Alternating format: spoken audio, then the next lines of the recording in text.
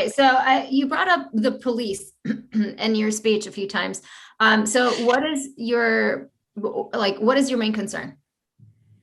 Since, I mean, About honestly, the whole reason police, yeah. I mean, it is systemic. The issue is systemic because the whole reason we have police departments in the first place, where did it stem from? What's our history? Going back to what Jeremy was talking about, what does it stem from? It stems from people in the South wanting to capture runaway slaves. Maybe they shouldn't be heroes. Maybe they don't belong on a kid's show. So I disagree with what Jeremy said about it because I think cops are heroes and they have to have a difficult job, but we have to have that All of fine them? life. Oh, I'm not. I mean, I'd say a good majority of them. You have bad people in every business and every Yet, part. yet Well, a lot of wait. police officers have committed atrocious crimes and have gotten away with it and have never been convicted of any of it. And And I say they, this as a person who has family members who are police officers. yes, I understand. And this is what I believe. This is my opinion. And this is, not popular to say, but I do support our police and we have bad people and the people that do bad things should be brought to justice. I agree with that. But I think that, I'm say it again. They haven't. Well, I agree with you on that point of they should, right? Okay, so what is your bottom line point? You're saying police officers should be revered, viewed as heroes. They belong on TV shows with children. I think they are heroes in a sense because they come to your need and they come and help you and they have a problem just like every other business, but we should fix that. But I think they're heroes. Well, they're I think that's the problem. It's looking at it as a business because they're actually supposed to protect and serve the people. They do protect us. Who do we call when we're in trouble and someone has a knife or a gun? I wouldn't call the police. Why wouldn't you call the police? I don't trust them. My life's in more danger. Who would you call? In their presence. Professor, who would you call? I wouldn't call anybody. Well, would you have if someone intruded your house with a gun? What would you have a gun on you, or who would you call? It's my time to go. Okay. Well, I'm not going to reach out to in your house with a gun. There's not much you can do at that point. Calling the police is kind of just, And I know that it's not popular for me to say that to you guys and people in here, but that's what I believe about the police. Okay. And, thank you. I appreciate it. Thank you guys for listening to my point. I appreciate it. Thanks. I will say, yeah, I'm glad you did say that, even if I disagree with you. It's important. And we should fight for the right for people to say things that we don't even like, right? I may not agree with what you say, but I'll fight for your right to say it. Amen, brother. Within some extent, I'll say. Okay, folks, we are. Got it. My name's Braden Ellis. I'm a former Cypress College student. I'm currently now a producer of Turning Point USA, specifically Turning Point USA Live.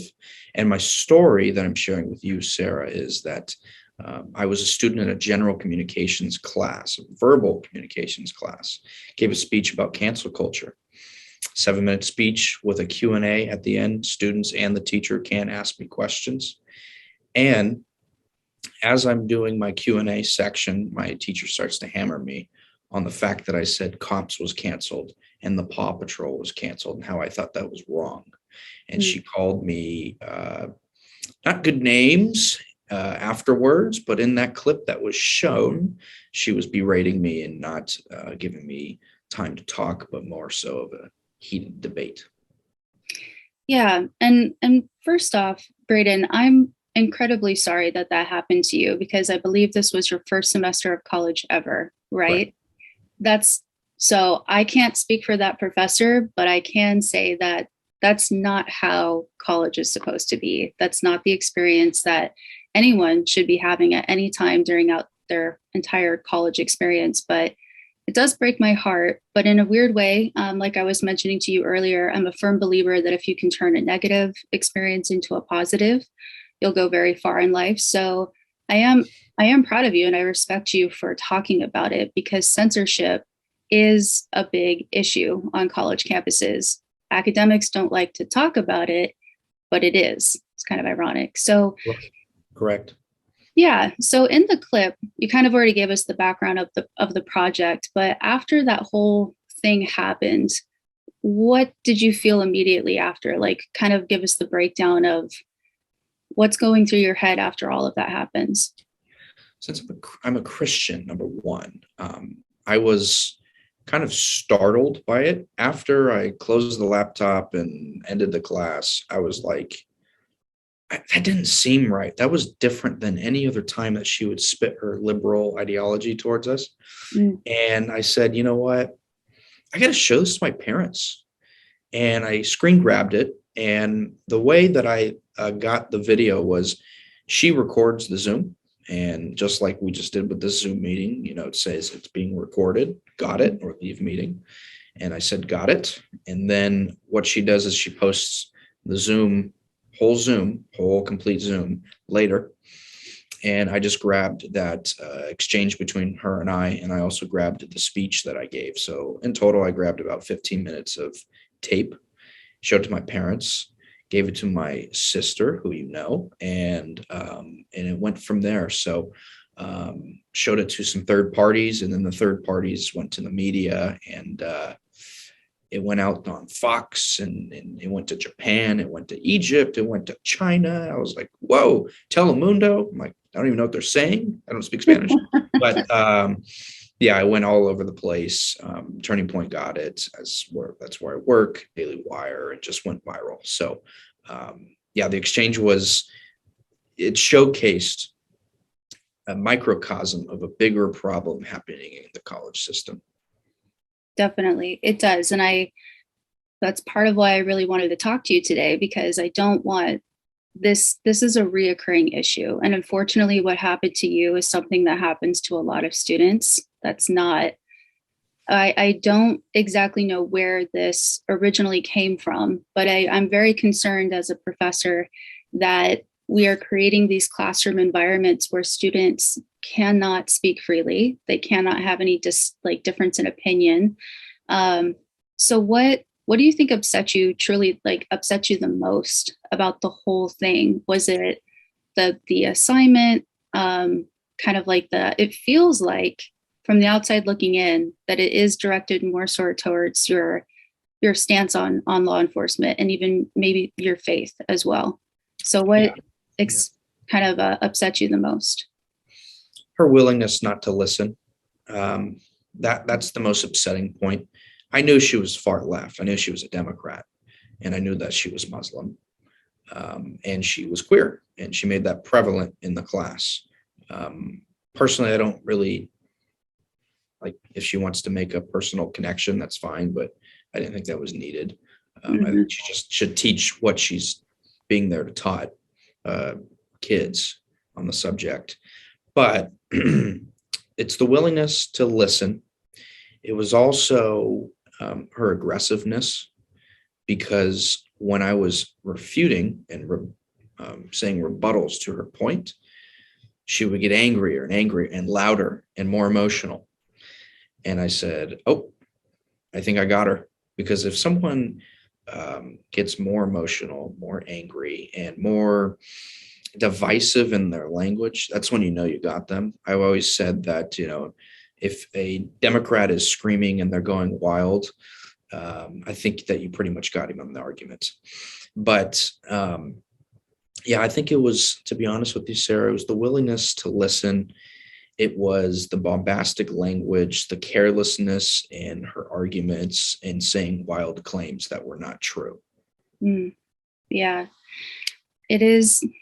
It's hard because there's lots of different ways that I can look at that scenario. But something I do tell my own students as well is to lead with logic, not emotion. And I'm not saying abstain from emotion or to not be compassionate about situations or really anything in life, but that when you are having an academic discussion, really any discussion, especially one where you have a difference in opinion, that kind of was the perfect example of like how you were saying to lead with more logic rather than to get caught up in the emotional aspect of it, because then you get flustered, you kind of lose your main objective, you don't really make your point, you almost get academically lazy, if I'm being honest, because you rely on catchphrases and you're not really backing up what you're trying to emphasize with evidence. So I'm glad you said that. And it's unfortunate, but if any of my students are listening, that's kind of why I always tell them lead with logic, not emotion. Yeah. And, it was sad because I thought she was somewhat of a nice person in some ways. She was rude to a lot of people that were even of her ideology. But when that Q&A happened, that back and forth, she removed her academic teacher, educator hat and put her activist hat on. That's what she did. Interesting. That's unfortunate. Yes, it is. Yeah. Sad. So because the clips that went viral on mainstream media, they very much so are at risk of being taken out of context. So for future generations who listen to this interview, what do you really want them to remember about that experience? So and I'll answer that part. I remember their claim was that the video that was put out there was out of context. And my rebuttal to that was release the whole, I think it was an hour and 56 minutes of Zoom, right? I said, release it.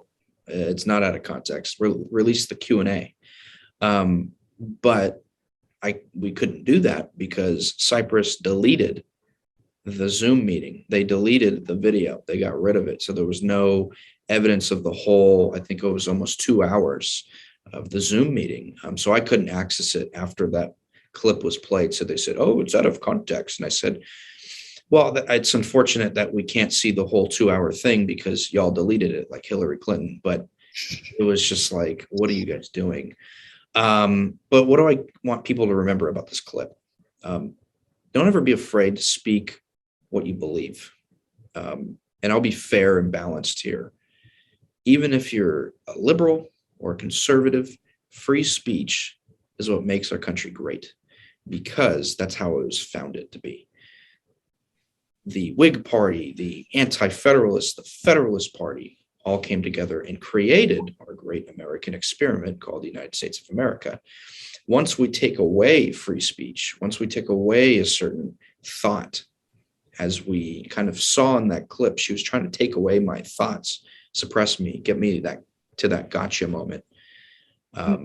That is a dangerous point in America, because once you limit free speech, it's a dangerous area, and it just goes all over, because we do not want to become a banana republic. And that's how a lot of them start. Take away the speech, take away the religion, and then take control. So it's not a good thing. But that's what I want them to remember. Speak your mind, do it with gentleness and respect. Yeah. And it's an excellent point, because if you cannot speak freely in an institution of higher education in America, of all places, then where can you? So I think it was incredibly important that you stood your ground. Even if people have a difference in opinion, that's what you should be exposed to lots of different ideas and opinions in college.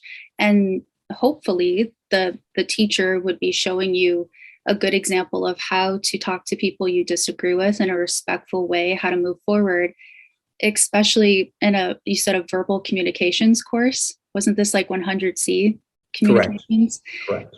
Little ironic, in my opinion, that we weren't facilitating even respectful communication skills there. But, Yes, it was sad because I even remember, it's verbal communication. So you learn how to speak to somebody. It was difficult because it was Zoom. You speak to somebody, look them in the eye, shake their hand. But I also remember in that class, this is how bad it was. You weren't allowed to clap after, let's say you, Sarah, gave a speech. No clapping was allowed because it was deemed aggressive and a trigger warning to a lot of people. And also, you couldn't use the word guys in that professor's class because it was gender exclusive. It was hurtful to the women. And I said, women that I know use guys all the time. They don't care.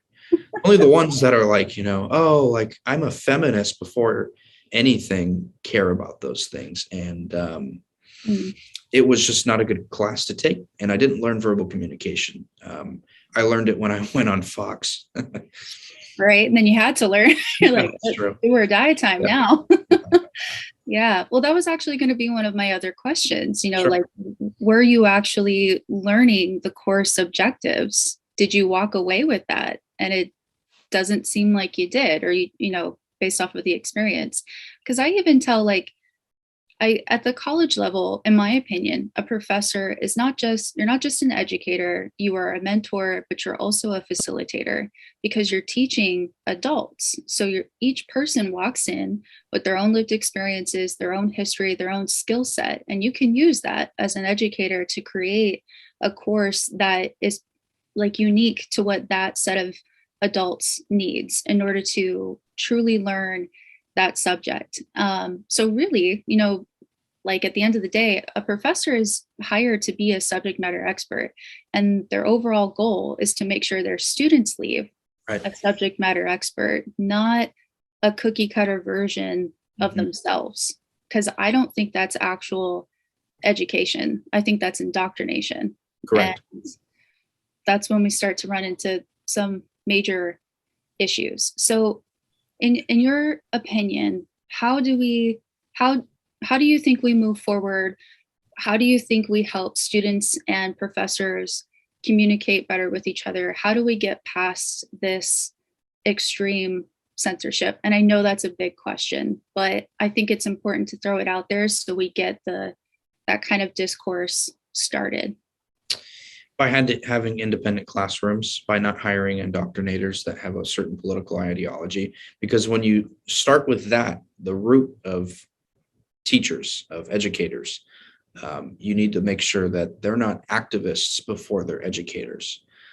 They can do whatever they want, and it's America, but don't bring your ideology into the classroom. I even say with conservatism, if you have a more liberal student, don't suppress his speech, let him speak, and plant seeds. Like, you can do that, but don't be like outwardly, we need to vote for Bernie Sanders, and Trump's a racist. He's actually a Nazi, if you didn't know that. And it's like, we shouldn't speak like that in our classrooms. We also shouldn't say, like, Roe v. Wade's a big thing right now. No uterus, no opinion, just these bombastic, political, divisive language that's just separates students by political ideologies. Critical race theory is also a thing. Stop teaching that.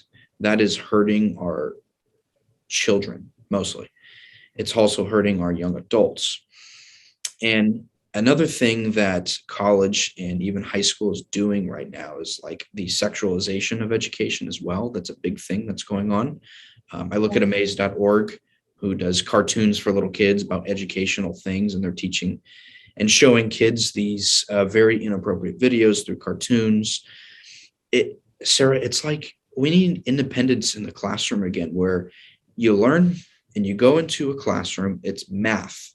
You learn numbers and that's it. You don't learn 2 + 2 = equity. You don't do that. You just say, this is what the numbers are. This is what history teaches. This is what the English class is about. No more like, we need equity, diversity, and inclusion. And, that's just, we're spitting Democratic Party issues into our classrooms, and people are buying it.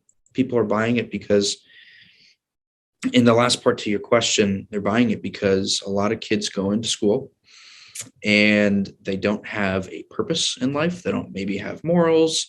Maybe the home life is not the best. So they look to their professors as guidance in their life at their young age. And professors are not, I'd say, I'm sorry, the liberal professors, the far left professors, you know what you're doing. Far left liberal professors, they know that these kids are impressionable. They know that I'm an activist. I'm going to put my ideology into the classroom and separate kids from free thought and make sure everyone is sheep and thinking the same way. That is not how you teach a classroom. What you do is you teach kids independently and teaching them the subjects without the political ideology being mixed in. Yeah. And it's, you mentioned so many good things, and it's interesting because I'm 30 years old. So, and I did a little bit of research on when your instructor was in college and where she went to college. And we actually went to the same school. So It's interesting for me to watch the whole dynamic because I kind of understand why she turned out the way that she did because of what was being pushed on us at And it's not to be a dig at Fullerton. It's just to keep it real. This is what happened. There was a lot of pressure to be an activist at that time. Right. And things were starting to get a little weird because of politics. And I feel like I kind of had the last little breath of normalcy in academia. And unfortunately for you, by the time you took this class, it was kind of the censorship, the coercion, it was in full force. And it's something that I try to fight against all the time, but it is a behemoth issue. So it's really hard for me to watch the whole thing because it's like I kind of understand why it's happening. And I don't exactly have the answers on how. I'm trying to figure out, like, how do we move past this? How do we keep things going forward? And you're right. Unfortunately, I think when instructors do that, when they project their beliefs on their students, that it is a huge abuse of power, of influence, because you are right. When you're entering into college, you're still very young and impressionable, and you're figuring yourself out. And I think when an instructor takes advantage of that, that's not prompting diversity of thought. That's not actually encouraging our students to be independent. And they need to be independent, because half of the issues we're facing, that your generation and my generation will face throughout our lifetime, we don't have a textbook for how to fix those. So we have to have ingenuity and be independent and push the boundaries. But if we're just kind of creating, these different versions of ourselves, is it really education anymore? Correct. So anyway, I have other questions about where she said the history part, but Yeah, I'm a definitely. teacher. I get on tangents. I'm sorry. That's great. No, it's all true stuff. And you get it. You definitely get it. So you've mentioned several times that you are conservative, but what do you mean by that? Because I feel like so many people in mainstream media use the terms conservative and progressive. It's so much, and to the point where like it's such a polarizing concept, and they kind of take it out of context all the time, or they twist the meaning of it.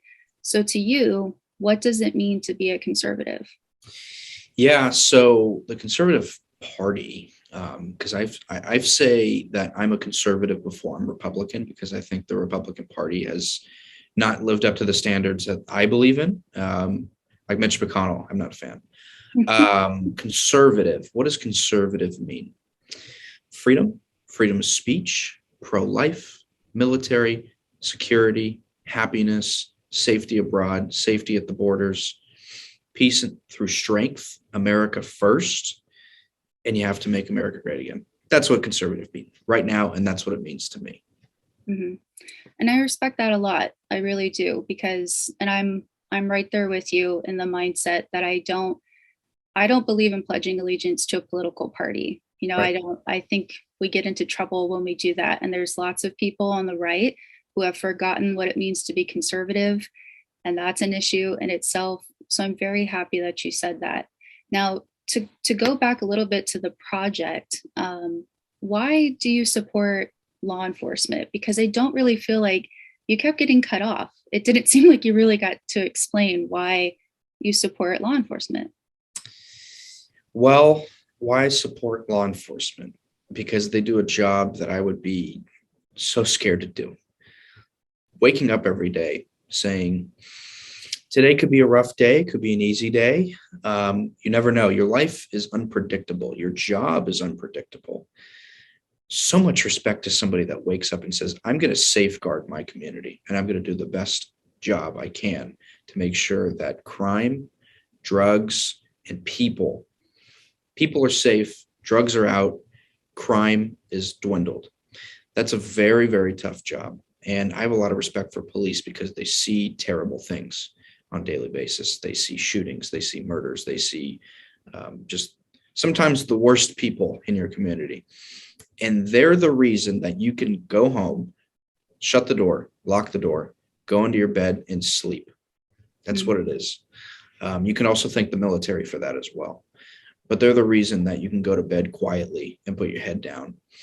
And I look at the policemen from Chicago, Los Angeles, Detroit, even San Francisco. And I know a lot of them are beat down, mentally tough, but they're just having a rough time with all of the policies that are in those cities. LA County, and this is my last point, LA County, it's controlled by George Gascon. George Gascon is the district attorney of LA County. Horrible guy.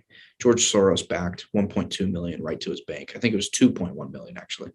And he's decriminalized prostitution, drinking in public, drunk driving, minors in possession of alcohol. Say that an 18-year-old goes out and does a gang shooting. He is released from prison at 25 because they put them in juvenile court. They do not put them in adult court or adult prison. They put them in juvenile because they're still young. But if someone commits an act such as a gang shooting or just a shooting, a murder, they should be thrown into prison with the adults, because if they're allowed to do something like that, they're not a kid anymore. We shouldn't treat them like that. Cops are having such a tough time, like Sheriff Alex Villanueva. LAPD beat cops, I'm sure, having a very tough time in LA County. I always pray for them. I have the biggest respect because, you know what? I know they may look tough with their uniforms and strong, but they are some of the greatest people that you will ever meet, and they keep you safe. Mm-hmm. Well, thank you. As a Blue Line family member, I mentioned this to you when we had a chance to meet before. I truly do appreciate you saying that, because what's going on with law enforcement, there's a part to it that so many people forget, which is they're real people. They have families too, and they've been through the ringer. It's been difficult for them. And I wish actually more academics would be sympathetic with what is going on within law enforcement, because a lot of the issues in law enforcement stem from the same thing where issues come from in education. That's problems with administration, not allocating funds properly, getting too involved in politics when we need to be staying focused on our objectives. So I'm glad you said that, because we do tend to forget that they're real people and they have families too. And on that note, this is where I'm going to kind of divert a little bit from the questions I sent you, but in the particular clip that went viral, your professor started to say that she has family who is law enforcement as well. I don't buy that. Thank you. I'm just going to keep it real. When she said that, I did not, I don't think. Who's the cop that is in her family? George Gascon? I don't. What kind of cop would say that? Who would? Okay. She said, sorry, I have to say this. She said, I have family members that are police. That was and she said they're systematically racist. Why would one of her family members go into a program as a policeman that is, in their minds, systematically racist? How would they get promoted? It's a false thing. And she's allowed to say that because she, I'm going to go easy, is behind a computer screen and nobody really knows her. And people are like, well, it makes sense. Actually, no, it doesn't make sense. What kind of cop would say something like that? Why would they be in that profession? It's like saying, you know what? I'm going to be a teacher, but I know that they do it for free and that they hate me, but I'm going to do it anyways. Well, most people wouldn't do that. So, I don't buy that, Sarah. Sorry. No, I agree with you. When I heard it, I had a very hard time with that statement. And if it is true, I'm baffled by that, but I don't think it is, because it's been very hard to be, a Blue Line family member and watch this part of your family just go through some horrendous things. And like you said too, like for most officers, they're seeing the worst of humanity day in and day out. And then they come home to their families and their families have to deal with things. And it's such a multifaceted issue. We're talking about people, emotions. It's complicated. And to say that this is systematic racism, that is something kind of like one of those catchphrases that I think a lot of academics today, unfortunately, rely on. And that's when they kind of get academically lazy in my opinion. There also was a part where she started to go a little bit more into that and was talking about the history of law enforcement. So I'm curious, in your class, did she ever really truly go into talking about the history of anything, or more specifically, like the history of law enforcement, history of conservatives? I don't know, but she kept throwing around the term history a lot, but didn't Yeah, explain the it. history, critical race theory is the new religion in America. It has its own gospel, has its own martyrs, which is like Breonna Taylor and Jacob Blake. They have their own preachers and priests, which is like Ibram X. Kendi and Nicole Hannah Jones. She was just spitting talking points from them. She has no idea. Most cops aren't going to go out there and say, I'm just going to go shoot a black guy and put my face all over national television and have my wife go through the stress and have my kids go through that stress. I just talked to John Mattingly. He's going to be on the show. He's the one that was at the Breonna Taylor case. And he told me, and he's like, do you think I would just go in there and just shoot Breonna Taylor? Just like, you know what? I'm just going to shoot someone that's unarmed, she's black, and put my family at risk of national attention, threats, death threats. No. Cops are trying to do their job and make the best judgment they can. And when there is an issue, which there has been in some cases, you prosecute them and you go into the justice system, which is fair and balanced for Americans. To paintbrush every cop as bad and systemically racist in their own hearts and irredeemably racist, as critical race theory says. Critical race theory says, this is from Ibram X. Kendi, in order to fix past discrimination, we need future and present discrimination. That's not progress. They call themselves progressive. That's not progress. She says the history of it. She is just saying the talking points of critical race theory, literally from the book, How to Be Anti-Racist. So when I heard that, I just said, lady, there's no room of talking to her. And in the clip, you see me kind of like roll my eyes because she wasn't allowing me to speak. Yeah. And it's so disheartening because she had a job, she had power, and she abused it. Yeah, it definitely, and that's what leaves me crestfallen about the whole thing, because I don't think that's how it's supposed to be. And I'm really not trying to come at her. I'm just trying to, call it like it is. That wasn't okay. And if you're gonna challenge your students to do something, you should be able to back up what you're saying too. So, and what was interesting about it, when she started to go into the history, she almost she was kind of lumping racism with law enforcement. And then she started to go into like the South, how the South is racist. But I thought that was a little bit interesting because she almost insinuates that the start of this issue is like the Civil War era, which isn't correct either. But I'm curious, did she ever talk about the 13th, 14th, 15th Amendment and about how it was Southern Democrats who opposed those? Like, did we really go into the history?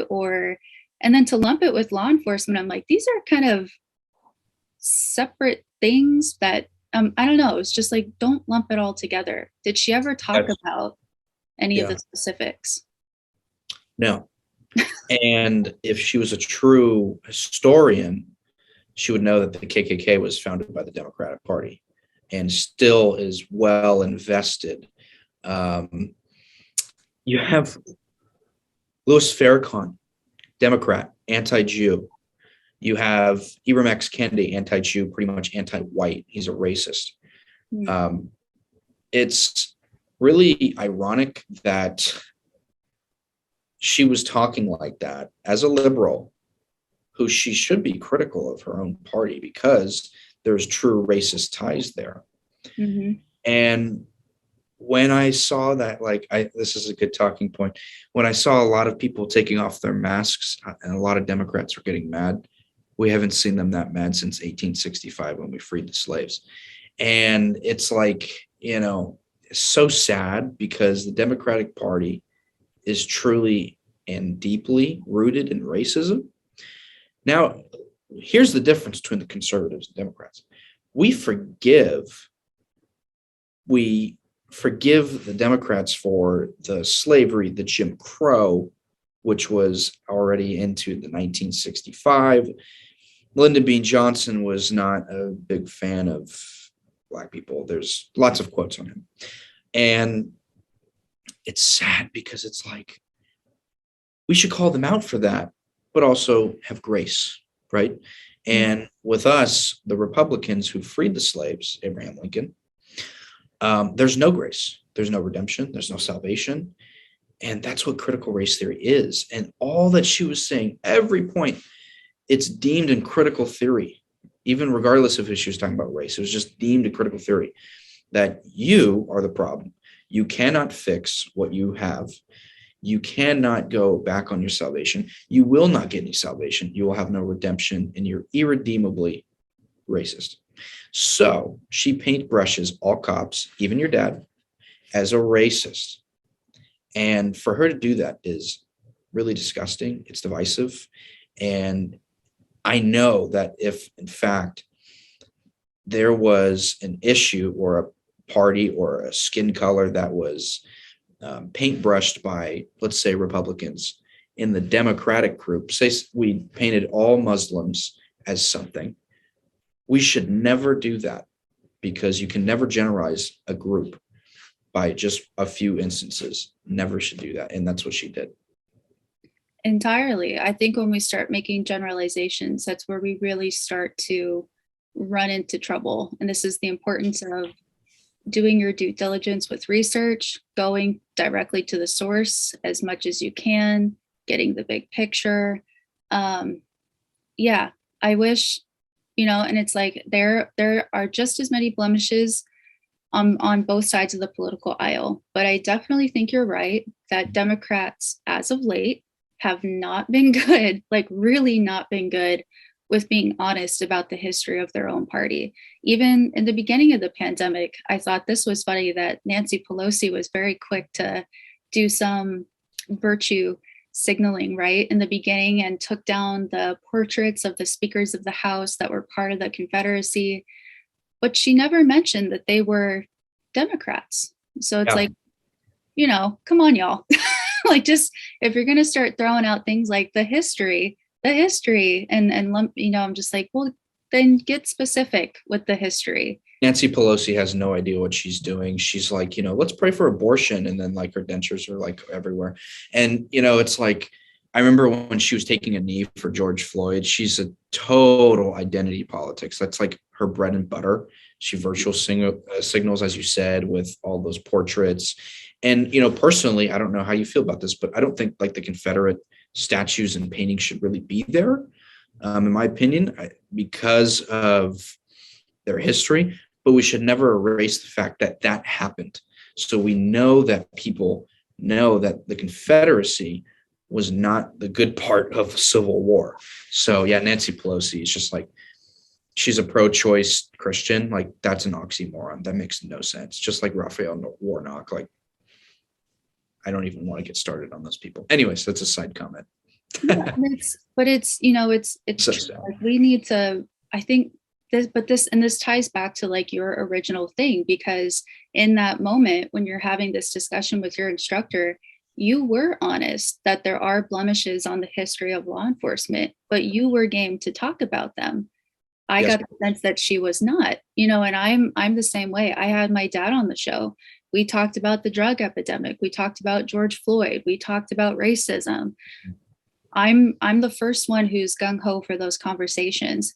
But what I found out is that a lot of law enforcement is actually game for those conversations too, but people aren't approaching them. They don't want to talk to them. So we're very quick to make all of these assumptions about this is all of law enforcement is bad, but we're not going and talking to them.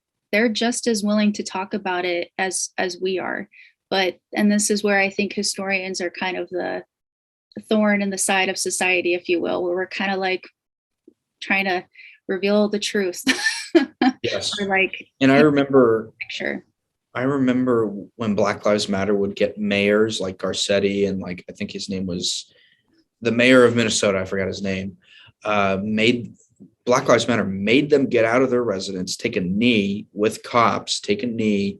That ain't the approach, because Black Lives Matter, they're a corrupt organization. They spent millions of dollars on purchases for their own selves and the mansions and everything. It's just so sad.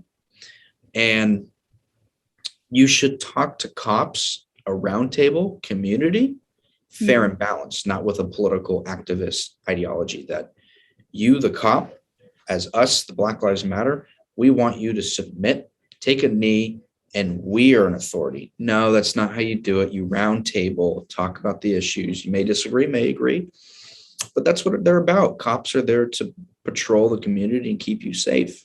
And there's a proper way to do that, and they're just not doing it that way. I completely agree. And this is another side note, but I also find it very ironic that a lot of Marxists of today know absolutely nothing about the history of Marxism. Correct. So, like, Karl Marx was not a good guy. He's not Jesus. I'll tell you that right now. He was not a good man. It's an interesting story. They want to make sure everyone has equal pay, but not them. They want to be super rich. Mm-hmm. Also, I mean, he wrote a lot of these ideas from the comfort of a very nice library, might I say. Correct. So he wasn't exactly struggling. No, he was having a great time with all the equal pay he was giving to everybody, and he was receiving from his equal pay citizens. Yeah. Mm-hmm. It's horrible, man. Yeah. So I have a more like a theoretical or big picture question for you, if you will. Do you think our founders would be proud of us today? And even more specifically, do you think they would be proud of our education system today? No, unfortunately not. I think they would be proud of Florida's education system, teaching them the effects of communism, teaching them that, you should have a financial literacy test in order to graduate high school. That's an education system you want. We're losing to China and India in our education system. When we teach our children, wear a mask, watch TikTok, put a hoodie on, some earphones, then I'm going to teach you how white people are terrible and why you should have your identity and your sexuality first before anything. That's not education. That's a progressive ideology. And kids need to rip the scales off their eyes and see that, I don't know about this, because I know they have some kind of feeling about it. But us as conservatives need to work to eliminate that ideology and go to school boards. And we've seen it all, but I don't think they would be proud of our colleges, not at all, because Harvard was, I believe, a Christian organization or a Christian school. And now they have an atheist preacher there, an atheist chaplain. Atheist preacher? How did They do? No, it's a real thing. They have an atheist chaplain at Harvard. And it's like, yeah, that's where we're going with our country. And that's why here at Turning Point, we're a big advocate for homeschooling sometimes, if you could do it. It's not easy. Finding a private school, a charter school that benefits and teaches the Judeo-Christian values of our country and teaches math, science, English, history as is, and not throwing in this indoctrination that is so sad. So. Yeah. No, and I appreciate you answering that. And unfortunately, I think this has been brewing kind of underneath the surface for much longer than most want to admit. But even I've never actually said this on my podcast. I've said it as a guest on other people's. But I feel for conservative students because I feel like they really are the ones being censored the most. It's out of all the stories of censorship I hear, it's usually towards conservatives, and that's a problem. And I'll be real, when I was in college, when I was getting my master's, I had an emphasis in United States history and modern European, and you had to do comprehensive exams for each of your specialties. But and this was in 2017, the question I had to answer to get my master's in US history was, what does it mean to gender the topic of American foreign policy? I didn't have to know anything about our Constitution, our government, our actual history, but I had to answer that question. And that was my first major wake-up call, like that this is not good. No, it's not. That's not good at all. No, it's not. So yeah, that's why I'm trying real hard to do what I can, because, my parents told me basically, kind of keep your head down, write the papers they want you to write, get out, get your job, continue on with your life. And I get why they said that, but I don't want to have to tell my own students to do the same thing. I don't want them to feel that way.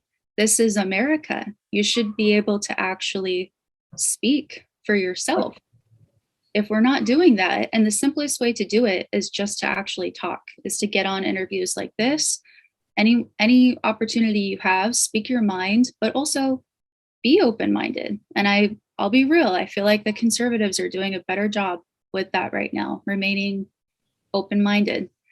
But Yeah, you have to. And it's like free speech used to be a liberal position and not so much anymore. What happened to UC Berkeley in like the 70s and 80s? Even like 50s and 60s, like there was a big free speech movement in the Liberal Party, and not so much anymore. it is getting interesting. Well, my final question for you, and this Yeah. is me more so as a teacher, Yes. because one of the biggest issues I have is trying to figure out a way to make the Constitution exciting. Because every time I try to talk about the Constitution, my students are always like, it's kind of boring. I don't want to, I don't know. I get bored whenever I read it. And I've constantly been trying to figure out new ways to teach it, make it engaging, more so for Gen Z, because I really think that they are at risk of being truly manipulated by politicians.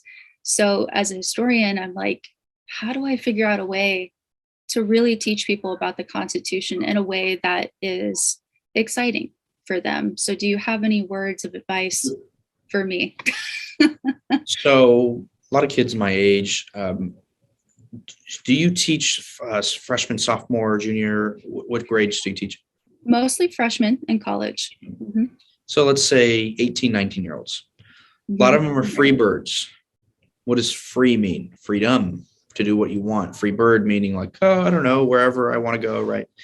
That is exactly what the Constitution is. Freedom. Freedom to say what you want, freedom to practice what religion you want. And the way that you can talk to kids about the Constitution is not show them the old raggedy document and just be like, oh, this is what it is. Maybe as a graphical thing, but show them, okay, on a whiteboard, here's Amendment number 1, Amendment number 2, Bill of Rights or something like that. And explain to them why that will affect your life and make it better. Because people love freedom. They just don't like the patriot with the flag and freedom. Some kids they just get put off by that. You can just preach it as like, a lot of people can't go to the movies in Iran and just watch that. You can just go watch Spider-Man for $15 at a movie theater. You're lucky. There's ways like that. The more simplistic, the more layman's terms, the more relatable you could be on teaching the Constitution, and not just Amendment number 1, Amendment number 2 is the best way to capture a young person's brain and affect it of like, why does it affect your life? How does it affect your life? And more kids would be more inclined to it, because if you go simplistic in layman's terms, they'll listen. That's the only advice I got. That helps a lot. No, and I appreciate it, because I'm devoting my career to being a historian. So I'm in for a lifetime of learning. So I appreciate it. But so I will say one more thing, Sarah. Sorry to cut you off. No. My sister took your class, and I don't know if she did this assignment or not, but she probably should have. You gave extra credit to students if they did the Pledge of Allegiance. I love that, and I commend you for that. That was really awesome of you to do.